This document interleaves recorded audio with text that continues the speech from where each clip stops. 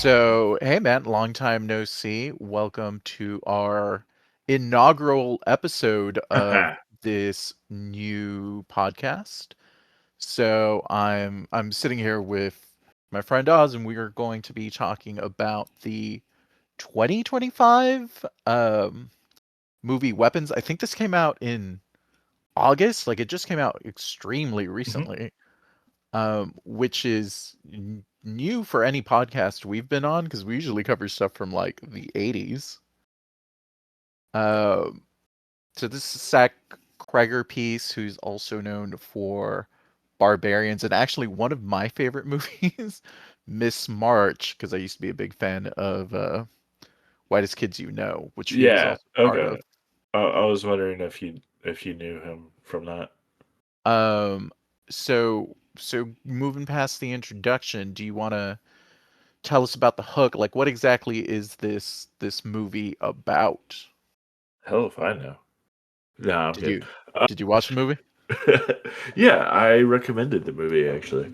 This is Uh, true. So what we're going to be doing is we're going to be going back and forth. My buddy here will make a recommendation, and then I'll make a recommendation. And we'll just volley it back and forth. But yeah, tell us about this film. yeah. So where to begin? So what it's about is a bunch of kids go missing, and nobody knows why, and they're just kind of trying to figure out what's going on, and a bunch of just crazy things happen in that time, and we find out as the characters find out, which is always fun. Yeah, But so 17 third grade children all in the same class disappear from the town of Maybrook at exactly 2:17 a.m., which is a number that comes up several times mhm, during this film. And like you mentioned, we find out as the characters do, but this movie does that cool, like disjointed, episodic, multi-perspective thing. did a Um, really good job at that. Yeah. there's a Japanese film or Japanese director that's sort of like influential in this style, and I can't. Oh, Rashomon. Yeah, like Rashomon, I think was really one of the earliest Mm. films That was back in the. before Yep. Pulp Fiction. Oh yeah, Rashomon is like a Japanese um film from the 50s. It's a Kurosawa flick. So like Kurosawa influenced Yeah. everybody, and Right. what is Definitely Tarantino's talked about him for yeah, sure. exactly. So Tarantino probably like bit that sort of disjointed like multi-perspective thing from Hmm. Rashomon, Oh, okay. which is I crazy. Like I was not like aware of that.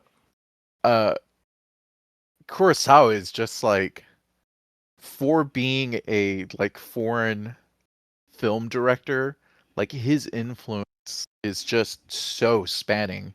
We actually should probably watch some of these like Kurosawa films like Rashomon and Seven Samurai at some point. Maybe I'll suggest Okay. one of those.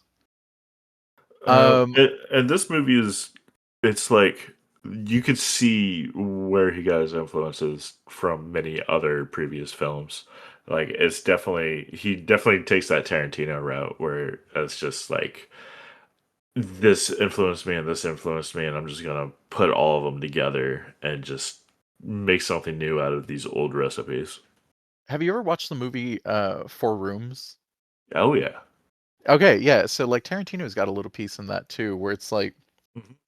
I see, yeah, very much like there does appear to be like in each character's story arc. So you have like Justine, Archer, Paul, and James. Each vignette, I don't know what the right way to say it is, has their own distinct style to each of the story arcs. And then they all come together, and I like that how you set that up because it does create this thing where we're both it puts you more in like the seat of the narrator because what you learn from previous segments, you're like, oh no, they're in trouble. I know what's gonna happen here. Oh Uh, yeah, like especially with Justine, where it just makes you just uneasy the whole time because you can just see all the danger that or potential danger that is around her that she is just completely blind to. so since we've already sort of broached that subject, let's get into the plot and the characters or the main characters in this struggle. So obviously we have Justine, who's like she was the teacher of these 17 kids, like her whole classroom disappeared. She's the one who's being blamed by her community. Like she feels guilty. She turns to alcoholism. She turns to her ex. Like Hmm. her life is sort of in a spiral, but at the same time not. Like she seems to be spiraling, but at the same time she just doesn't care about anything or all of it. It seems like she just wants to be left alone. Well, there's a she cares about the students like that. They make that clear, Yeah, and maybe too much. yeah, well, yeah. But yeah, she cares about them, and so when they all go missing, that hurts her too. So she definitely does care about them, and she wants to know what happened to them, and then she's being blamed for all the kids going missing. So yeah, it like as an alcoholic, yeah, she would definitely turn to the liquor, which we know that she already previously was an alcoholic because they talk about her having a DUI previously and uh, may have been in Alcoholics Anonymous at one point. Maybe that's where she met the cop. Well, so what's interesting is, and we'll broach themes a little later, but teachers being blamed for what happens in schools that even if it's out of their control seems to be like a very topical subject. Hmm. M- I guess in every era, because you're always going to have some amount of that. What's also interesting is like a lot of the biblical allegory and a lot of the biblical references in this movie. So like Justine, there's a Saint Justine, and her story like isn't she was about she's being chased by all these people. She's a martyr. She's being chased by all these people and she's about to be stabbed. And these cherubs, like little children angels, come down to give her eternal salvation, which is sort of mirrors what was happening in the movie where um she's about to be killed and then all these children come out and end up saving her. Saint Justine does end up getting stabbed, but eternal salvation. Um, Okay. so then we also have Archer, the the father of one of the kids. Um, he's that like spiraling, angry, suspicious. And I really think like he's the one that pushes the plot forward when he starts Oh yeah. confronting Justine. And he's very obsessive. Like he's it's all understandable, but yeah, he's sleeping in his son's bed. He's watching the camera footage nonstop. He's going up to other neighbors or other parents of the missing kids, and he's determined to figure it out because the cops aren't doing anything about it, and so he's putting it in his own hands, but he's being very obsessive about it. And I don't remember. Did he have a military background, or am I just I don't thinking think of the so. of the of what's his name, the actor, Josh Brolin. Josh Brolin? Like, Josh Brolin actually, I feel like he plays this like grieving, angry father in a lot of Yeah, things. Did he does. Oh, does he? did you watch that series on Prime where he finds a hole in he's like owns a ranch in Montana and he finds a big hole on his ranch No. that's just like a black hole that's getting bigger and bigger? That sounds like vaguely familiar, but no, I haven't seen it. Recommend. It's very much channels like Brolin channeling Tommy Lee Jones. Like, you know how he was like the perfect Tommy Lee Jones in Mm-hmm. Men in Black 2? Yeah. And 3. now I mean, he's Black 3. 3, you're right. And now he's just sort of aged into Tommy Lee Jones. Yeah. Yeah. Like, it's that perfect. It's such a good series. I don't. Can't I wait think for it's. him to do a remake of Rolling Thunder. You know, I keep a lot of like Tommy Lee Jones parts would be really good for him. Like we could have a whole new The Rock. Was that Tommy Lee Jones? Dude, No. no. But he could do a remake of Old Country for Old or No Country for Old Men, and I'm then like, was have that the Tommy Lee Jones? I you, actually don't. I'm like, I yeah. can't think of Tommy Lee Jones movies off the top of my head. Oh man, you got Volcano, you got Blown Away, you got Batman Forever. I could only think of like off the top of my head, I could think of The Fugitive and like U.S. Marshals, which are kind of the same movie.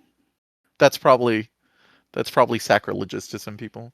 Anyway, but moving along, we have, at least for my notes, that I also was of note is Alex, the like sole survivor of his class, the Hmm. only one of that group. He's, dour. He's experiencing quite a bit of trauma, um, Yeah. which is, as we learn, like there are reasons, and there are reasons why he's the way he is, and it's not even so much like from the outside it's like, oh no, he lost his 17 classmates, like that's why he's like that. But as the movie progresses, we learn like, oh, he knows exactly where they're at.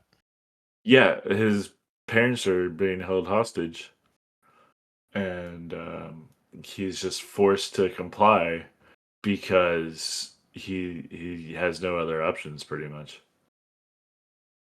and he's being manipulated. Well, and then we have like James and Paul, Hmm. who do have their own segments and they move the story along, but I don't feel, honestly, I think like the two most important characters, or the three most important characters, um, that don't fall into the horror part of this movie are probably like Justine, Archer, and Alex. Yeah, But talking I about the think there's horror also element, Marcus too. which one was Marcus? He was the I principal. watched. Oh, that's right. That's right. Wait, wasn't no his Matthew? No, it's Marcus. Matthew is Wasn't? Josh Brolin's son. Oh, you're right. Mm. Wait, was it Marcus? Andrew. Marcus is the name of the principal. I thought he also had a religious. I also thought he had a I guess not. uh religious name. It is Marcus. Principal Andrew Marcus. Oh. Yeah, because I was like, I made a note that he had. So there's a lot of characters in this movie that have names of apostles, but the ones that get taken over by the horror element that um are Andrew, James, and Paul, which are all, Interesting. Okay. apostles. But speaking of the horror element, we have Aunt Gladys. Tell us about Aunt Gladys. Uh, she's a witch, and she's a parasite, pretty much. I mean, they keep bringing up parasites before we meet her, and then we finally do, and then she shows up and she acts like a parasite. She just shows up to this family. She's supposed to be the kid's aunt, or his mom's sister, but I don't know. Maybe she might not be. It seems like who knows. We don't have any information on her backstory actually, and she just comes in. She's sick, and then she like steals people's life force, and kind of as also as a parasite, she just kind of like takes control over these people's bodies and just like feeds off of them and doesn't give anything in return. And so we find out that she's the one who is responsible for the missing children, and because she put on a spell, and so she can feed off their life force. And that's about it. Yeah, I found her magic to be super interesting, and it also like Hmm. very much continues with that sort of religious um illusion where it's like she uses thorn vines, crown of thorns to do her Oh, okay. magic. Um and she uses like blood, like the blood of Christ to do her magic, but then to wash it away, to basically like wash away the evil, she like dunks it in water, which is, like a symbolism for like baptism and that like Okay. cleansing and washing away of evil. I don't come from a religious background, so I didn't catch any of that. So that's I've seen this movie a few times, and I've listened to a lot of interviews and other people's reviews talking about it. So I got a lot down about this movie, but this is my first time hearing about any religious references, so that's really cool. So you're, I guess, teaching me something here. That's cool. Yeah, so I didn't catch it the first time I watched it. The second time I watched it, you know how like you got to watch some stuff a couple of times. Hmm. Yeah, Um, definitely with this movie for sure.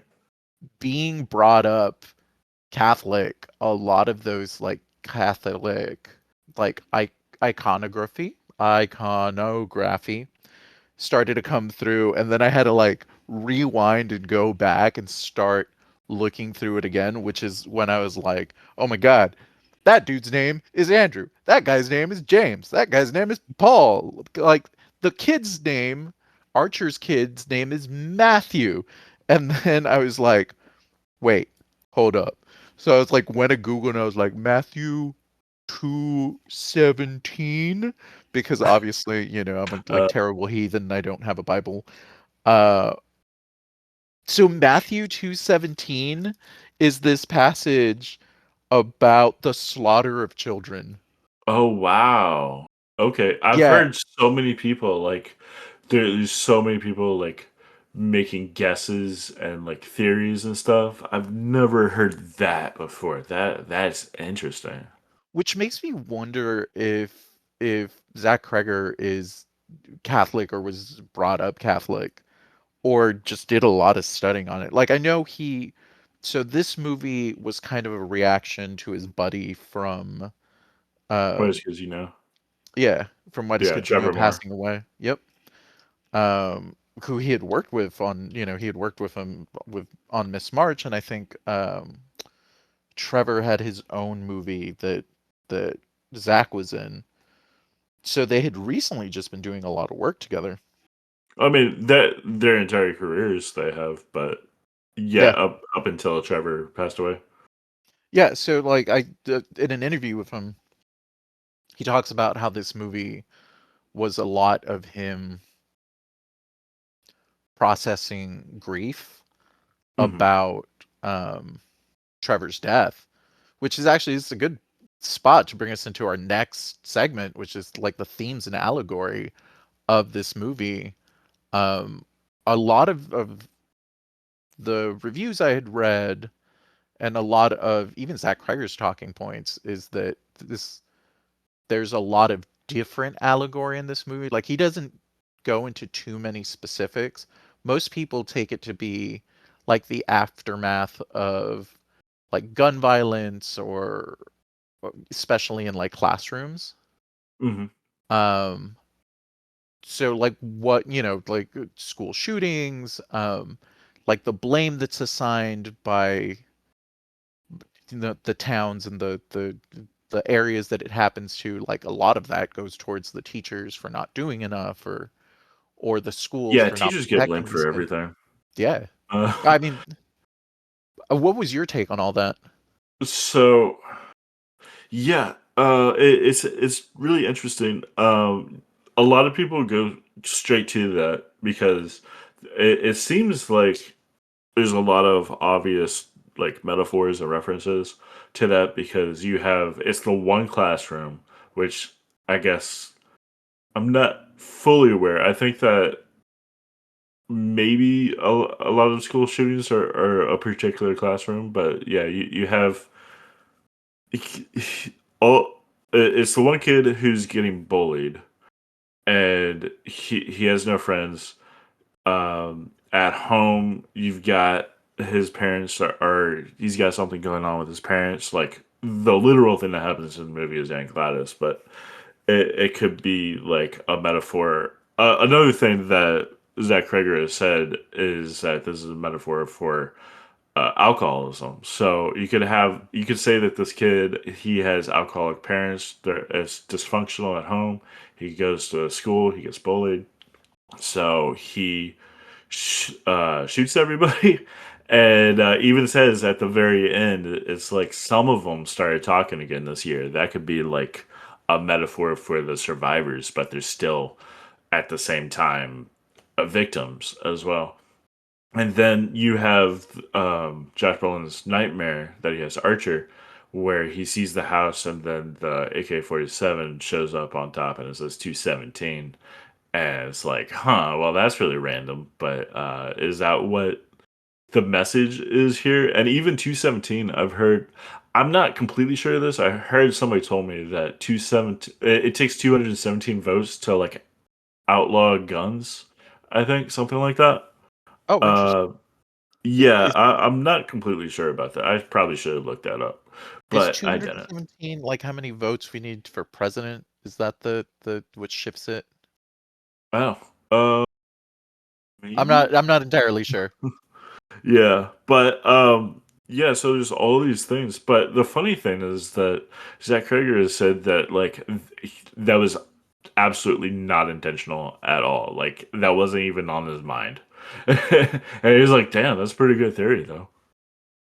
The one other thing I saw was somebody mentioned that like the room in The Shining Oh where yeah, yeah, 217. Well, in the is book The Shining, not in the movie is 237, but okay. in the book is 217. Yes.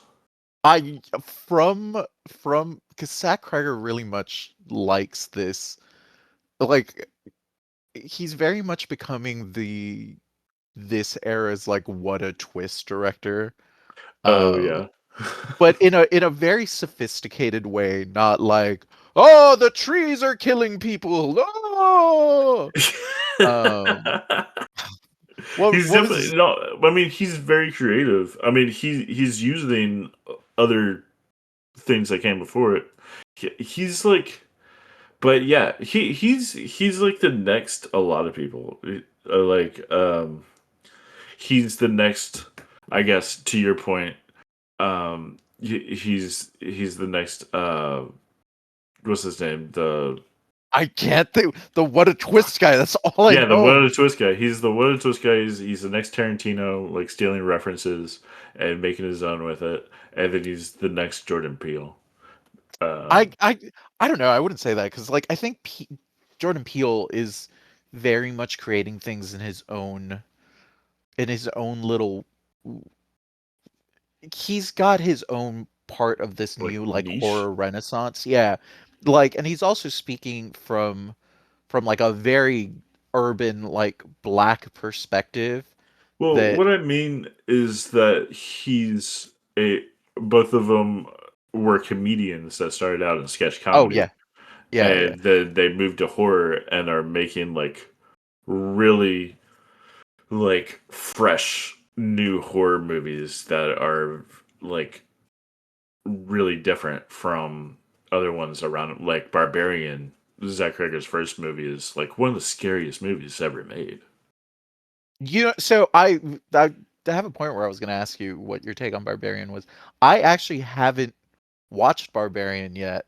Oh, okay. Uh, I thought about watching it before watching this, but because you made the suggestion for this movie, and because this was probably going to be a lot of people's introduction to him, I wanted to go into this like Okay. not not having seen any of his other work. It's just like when you're getting into Tarantino and somebody's like, "Oh, you need to watch Pulp Fiction," but then we forget like the stuff he made before.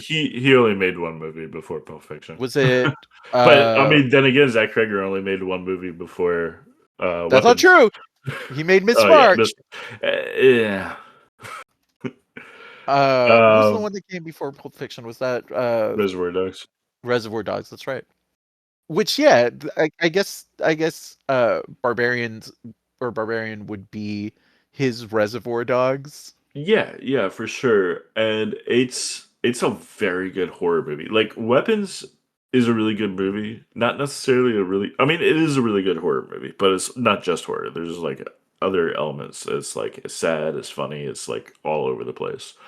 Barbarian is for the most part like probably 95% like just straight horror and terrifying, and it really is like one of the scariest movies of all time. Like I heard something that they like did an experiment, like had audiences watch a bunch of scary movies and like tested their like heart pulse, or yeah, their like pulse rate, and like Barbarian like is like the top.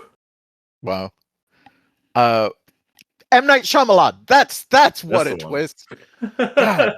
Um, what But was no, I mean Barbarian is really good. I like it a lot. You could definitely tell it's the same director. I mean, it doesn't have that comedy, but it's narratively speaking, like the way that the scenes flow together is very similar. It's not out of order like Weapons is, but it's just the kind of like the it's feel similar. of it? You could tell Like that the it's Zack Cregger. the thematic like sort of vision for it is very similar. One of the things that from the reviews I had read, most people talk about how that movie and to even further extent, Weapons is really about subverting expectations. Like the viewers are Yeah. expecting one Oh, thing. Barbarian is really good with that because Yeah, it's like I don't want to give anything away, but it's like we'll what? we'll cover it at some point. But like that the subversive elements in Weapons, like you're expect like if you're going into it blind, you're expecting this just story about, how like these when these tragic events happens, like they become weaponized by the media, they become Yeah, weaponized by society, and a lot of that is pointed at like teachers. In this case, it was Justine, or even law enforcement. um and you're expecting this story about like shootings or kidnappings, which to a certain extent, I guess it is about kidnappings, but then out of nowhere, witch. Like there's yeah, no there's no yeah. setup, there's no nothing that you're like, oh, this is gonna be a Hansel and Gretel story. Just right smack in the like in the middle. You get through Justine's thing, you get through Archer's thing, and then witch, and you're like, Mhm. what? Uh, Yeah, no, for sure. Yeah, Barbarian is kind of like that. Not as much so in that way, but yeah. And I love that. I love just being surprised. well, what I also love to like, he definitely takes from a lot of different places.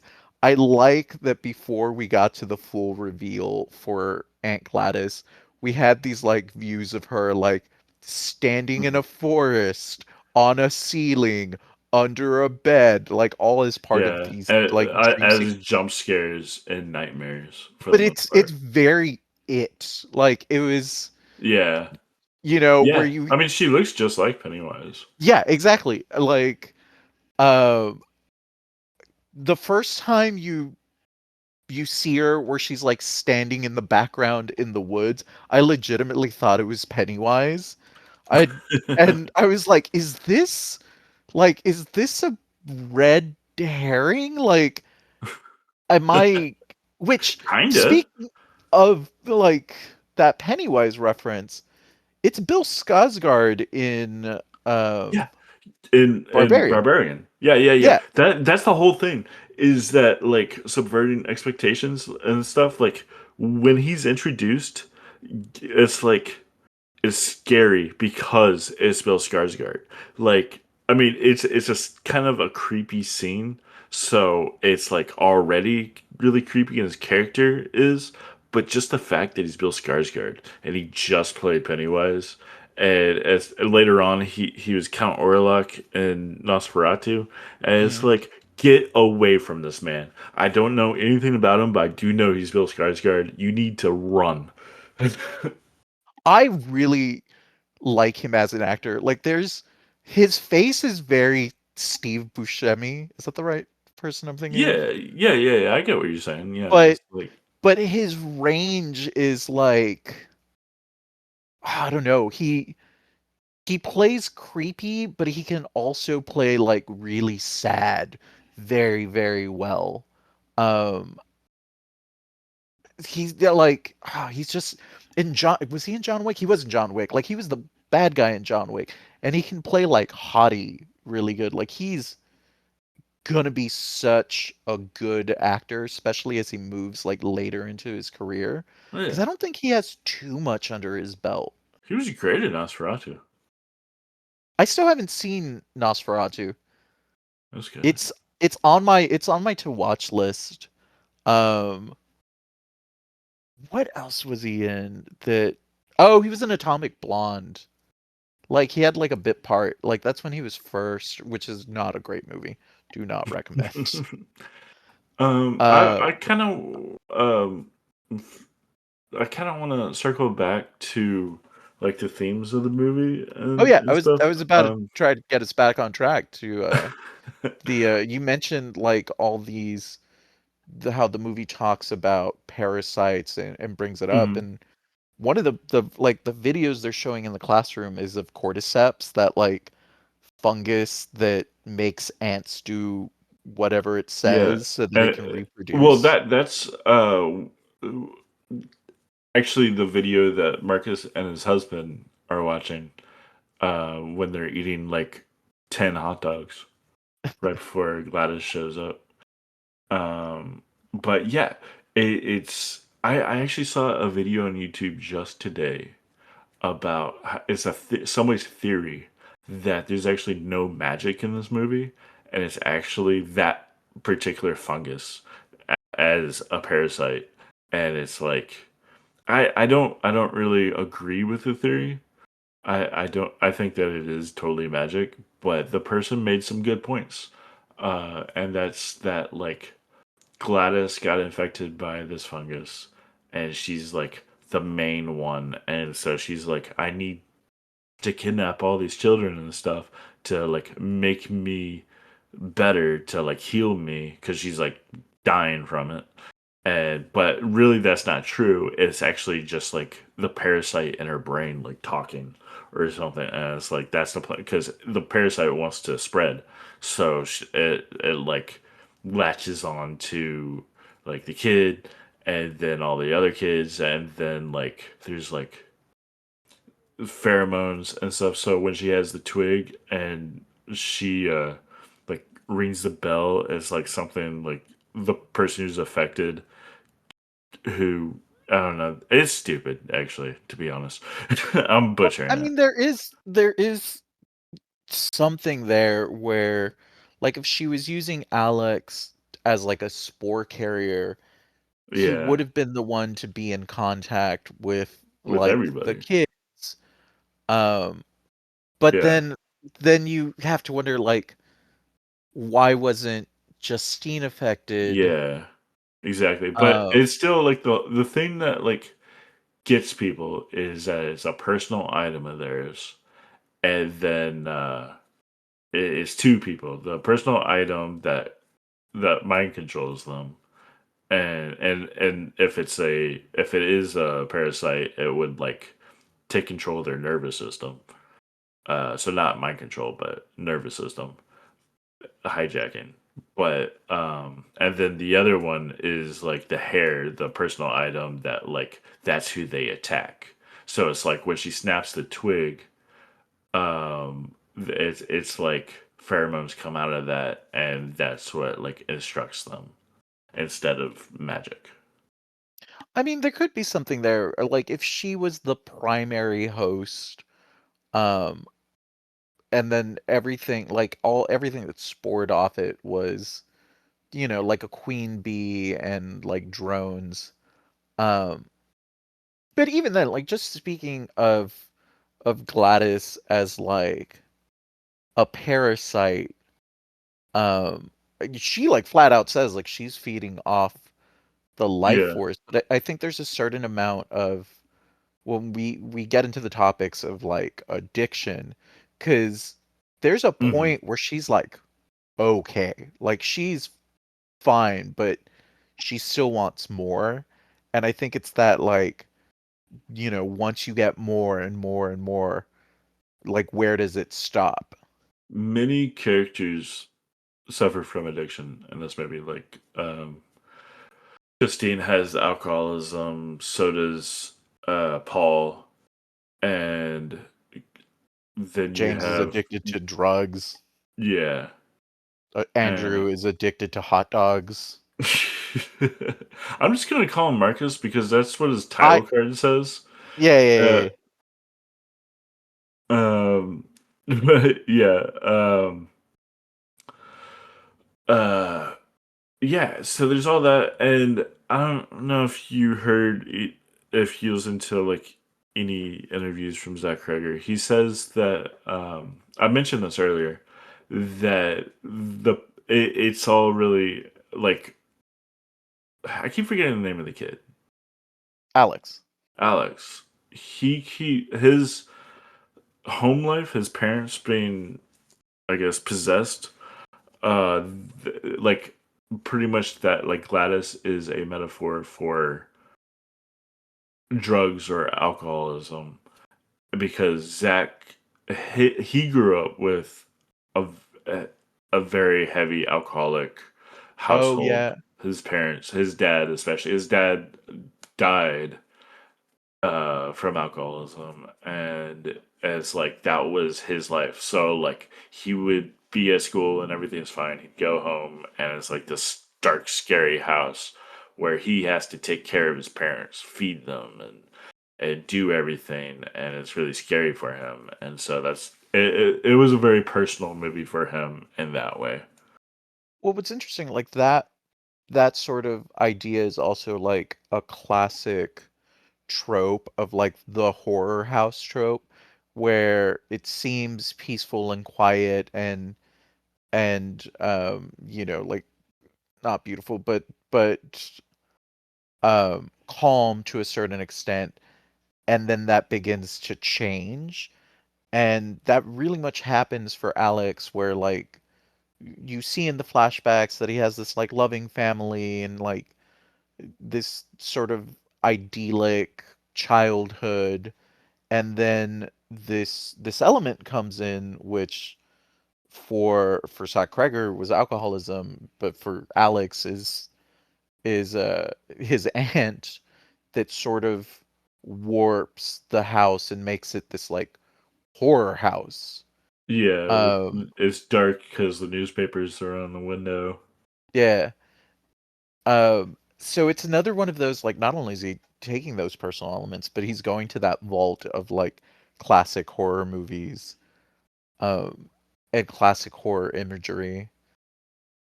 Especially Yeah, like when all the kids are standing in the basement and they're doing that like there's these moments of like light flashing, which is like very 90s horror where it's like dark and murky and then you see like a flash of bodies. Like I thought that yeah, was like a cute little touch.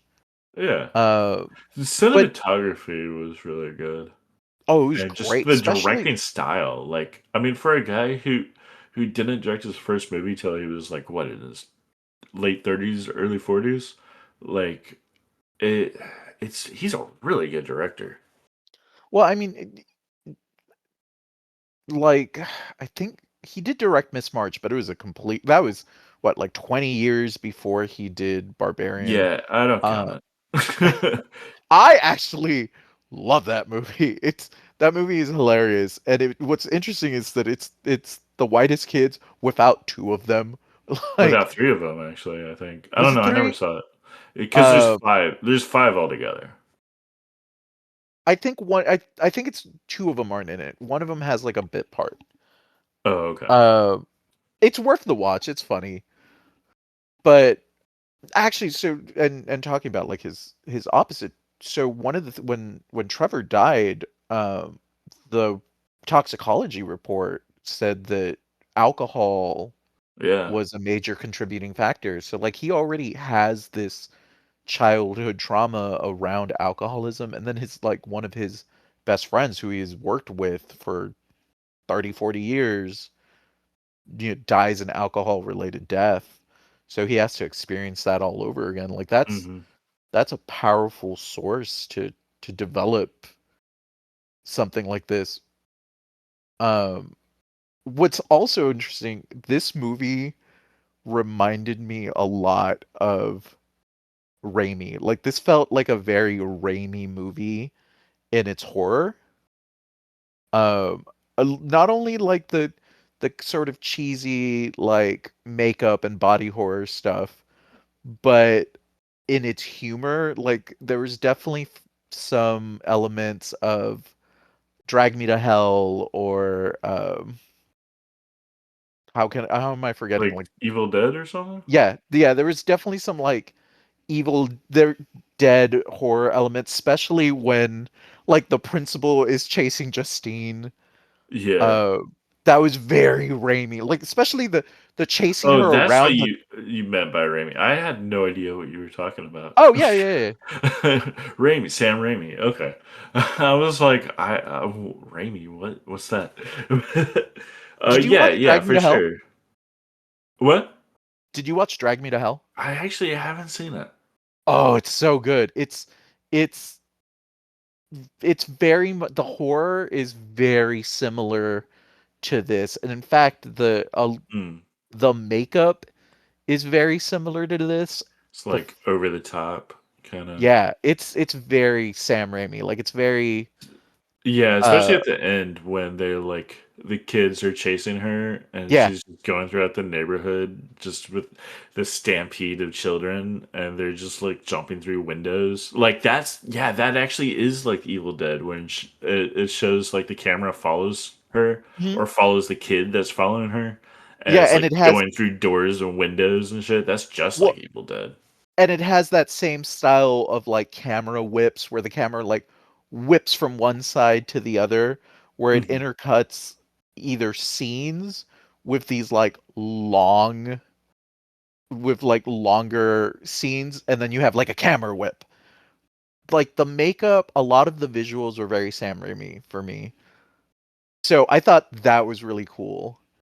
Uh like he definitely has gone to the vaults. Like he definitely has a, like a historical understanding of this sort of like kitschy horror, which I really, really appreciate because you can tell like he loves the subject matter. Like that really comes through when a director like loves what they're taking from. I think that's what makes Hmm. a really, really good movie, Yeah. both visually and content wise. And those shifts, like that tonal whiplash of like comedy to horror, where you're like cringing and then you're laughing in the same Yeah. instant. I think he's really, really good. Which still goes into that like subversion of expectation, because he has setups where you expect something really horrible to happen, Yeah.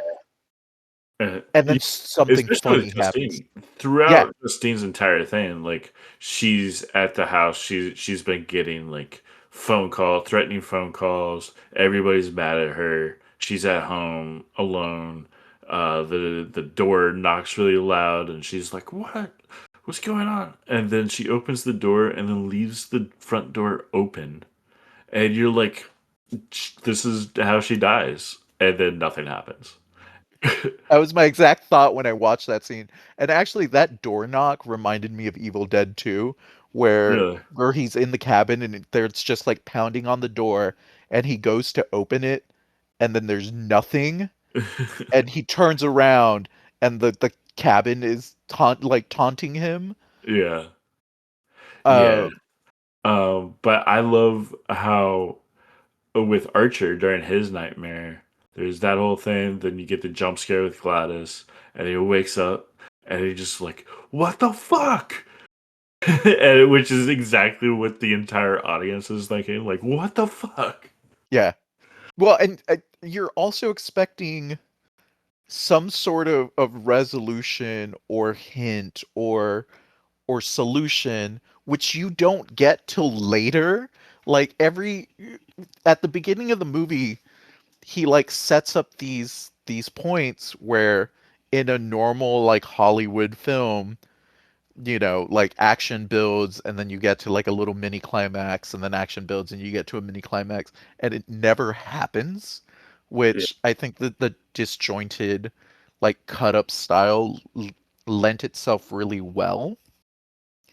Um It was really good in Justine's nightmare, where she's walking through the classroom and all the kids' heads are down, and it's like, yeah, this is really creepy. And then you see Alex, and he's got the clown makeup, and then she wakes up from the nightmare, and then you're like, that was really creepy, but I guess that wasn't too bad. And then like you're just like, okay, that was the scary part. It's over. You're good now. And then the camera like moves up, and then there's Gladys, and that's the real jump scare, and it's like holy shit.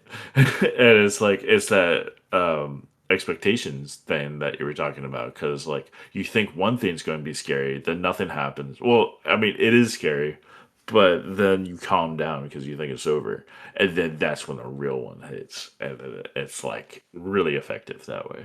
well, that's also like, and then she wakes up from the dream. Like the first time she Yeah. woke up wasn't her waking up. Like that's a very classic horror trope in Hmm. these movies, like especially movies from like the 90s where they would wake up from the dream and they're like, "Oh God, it's over," and then something happens, and then and you're like, "Oh no," and then they wake up from the dream again. Yeah. Um, Right. Yeah. I That's I really appreciated that. Yeah, it's cliche, but he did it really well. Like, I Yes. mean, just jump scares in general are like really hacky, but he pulled it off really well. Well, his filmography is really good too because he did like you follow Justine's sightline, like you get that slow rise and then a jerk and you're like, "Oh crap." Like, Yeah, like that's where it goes back to like the really good directing. So like the jump scare with her and Gladys is on the ceiling. Um, like it's not like a bad jump scare would be like something would jump out in front of the mhm, person.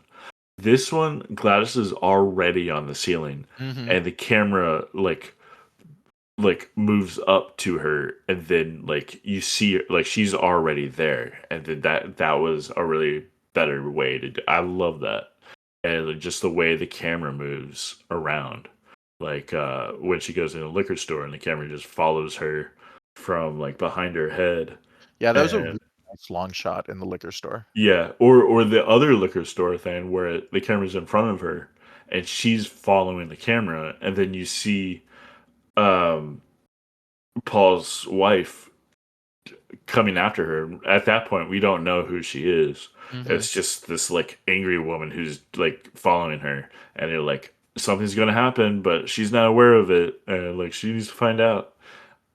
Yeah, that's really good. Well, so earlier you broached on the subject of like how Alex breaks the spell. Let's move into like ending and conclusion.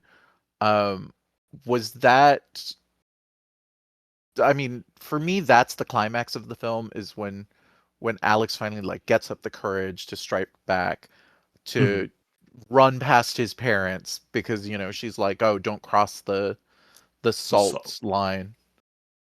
yeah. Um, would that be for you the climax of the movie? I mean, yeah. Well, more so when Justine and Archer walk in and they cross the salt, and then they get attacked by the other two, Paul and James. Which is a really good sequence too because you know they're there. You know it's going to happen. You've already been clued in that this is bad. So you're already expecting this. You just don't know when it's going to come. Right. Uh, so that setup was like really, really nice. But I do like that because of this disjointed style, that like climax, that apex for the film comes later in the movie that you would normally expect. Like it is really close to the credits. Normally you'd have a little bit of wind down towards the end, which you sort of get with that, when he's talking about what happened to everybody, but that isn't actual part of the film. Like that's its own little separate thing. Hmm. So I liked where that whole fight, that whole chase, that whole, Alex like finding her hair and wrapping it around the twig. And the fact that Alex can also do magic, like that Yeah, was it's probably not that. It's probably like the twig that does it. You know, it's probably not the person. It's like the tool that does it. He just knows how to do it. unless he's related, he actually is Mm, related and it's in the blood. could be. Well, I mean, we may find out soon because Cregger was talking about doing a prequel Yeah. that follows the life of Aunt Gladys before all of this. Right. So maybe we'll Um. find out if they actually are related. Yeah, it might take a little while because right now he's working on a movie right now, and Is it that really? is Resident Evil. No, really? Yeah, They like they right now. Yeah, he's in Europe. I forgot where he is exactly, but he's filming in Europe right now as we speak. they finally took it away from what's his name, who's married to Paul Anderson, Paul W.S. Anderson, Oh, who's okay. married to Mia Jovovich, so she's in like every single Resident Hmm. Evil. Yeah. Wow, that's gonna be interesting. I really hope he he sticks to Well, his the source style material. Oh, his because style. Yeah. Well, because so that's the thing is that he said that being given full, complete creative control. that's cool. So the first Resident Evil was really good. The first Resident Evil game on PlayStation was really good about doing these long setups Mm. where there was this build up and you were expecting something, and then like a cat comes out and you're like, oh, okay, it's just the cat. And then you're walking down that hallway again, and you're like, oh, it's gonna be the cat. And then like a zombie busts out and you're like, oh crap, and you're running away. So I Yeah, think it would be we'll definitely have that because like Barbarian does that too.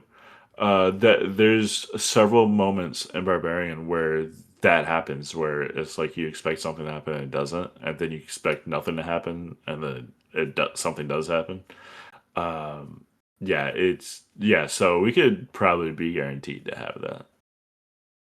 What did you think about the narrator's lines about some children being able to speak again? Like, is it a That it was actually like the cherry on top because um so Gladys gets killed by the kids. Her head gets ripped apart.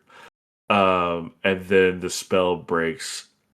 Archer goes right back to how he was. Um, Paul and what's his name are James. They're dead, so they're done. And then you see like the parents, they're not really moving, and the kids aren't really moving, and you're thinking like, so what happens now? And then the narration tells you it's not just like a bad way to do this would be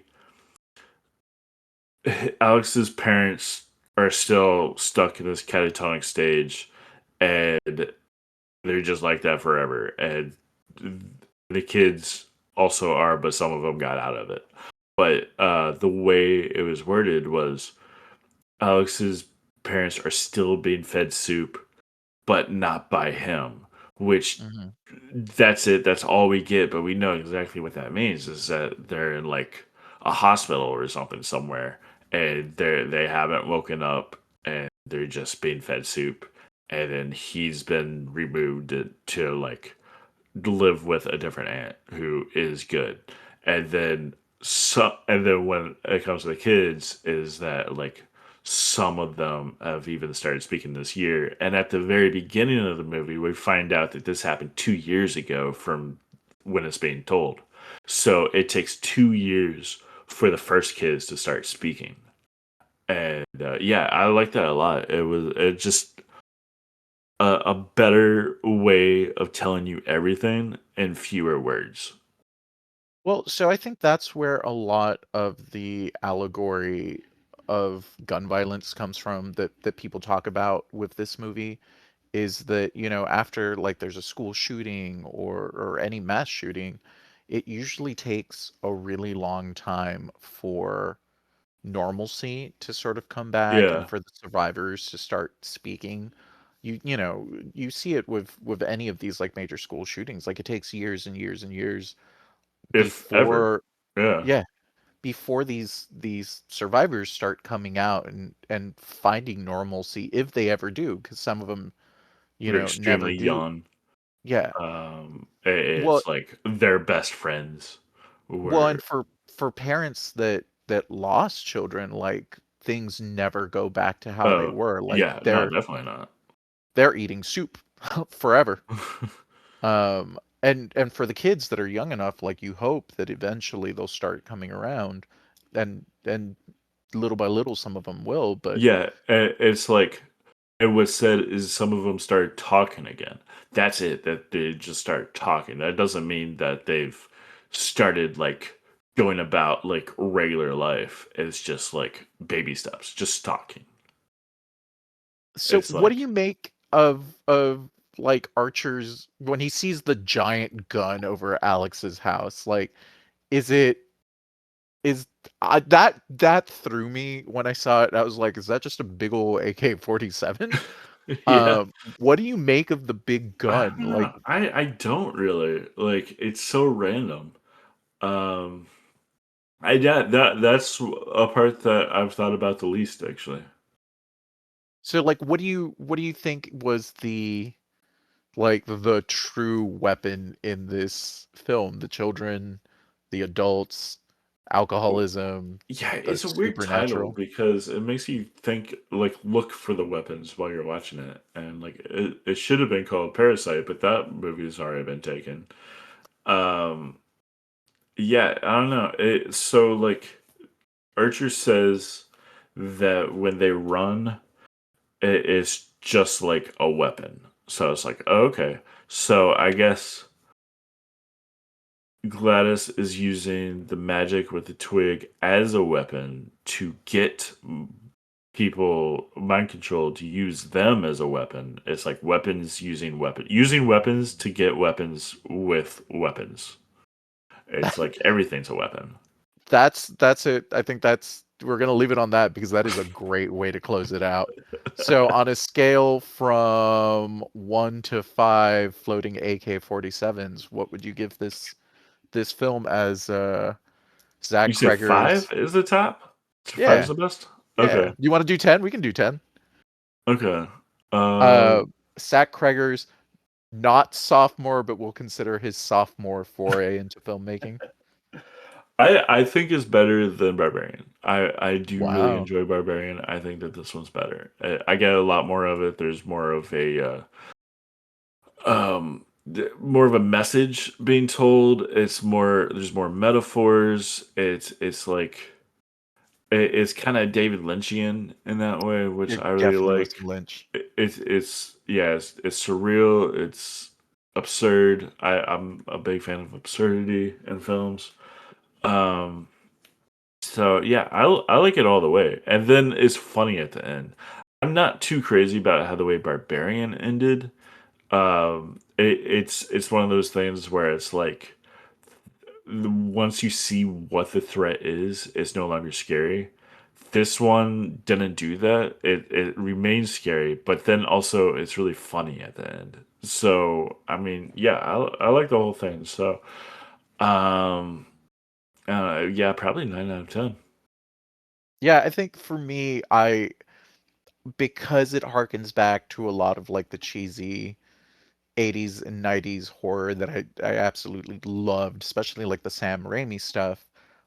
And now that you mention it, there is quite a bit, both in the visuals, of David Lynch. Like now I'm thinking about it, like I don't know why it makes me think a little bit of Eraserhead. Maybe it's just his hair, Mm. like the crazy hair. Yeah, Uh, yeah. There's like, which is always really unsettling when like, why are you wearing? What's up with your veins? Like, so yeah, I would also give it a solid 9 out of 10 if you are a fan of this style of horror. right? Yeah. For some people, this movie is probably not that great. Yeah, I think for a lot of people, this is going to come in as it's maybe like a 6 or 7, depending where they are in their life.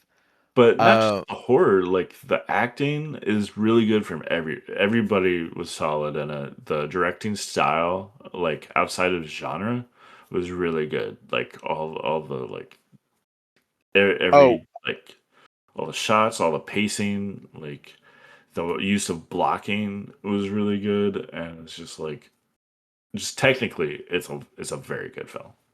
yeah, I mean Josh Brolin, Julia Gardner, what was the name? Amy Madigan. Yeah. They all delivered like great performances for probably, these films are usually made relatively cheap. Like I'm wondering Josh Brolin probably took the biggest part of this budget. He's got producer credit actually. Does he? I think so. Um, so yeah, I definitely solid 9 out of 10. So with that, we will wrap this one up. Great little movie, and we'll catch you all on the next one.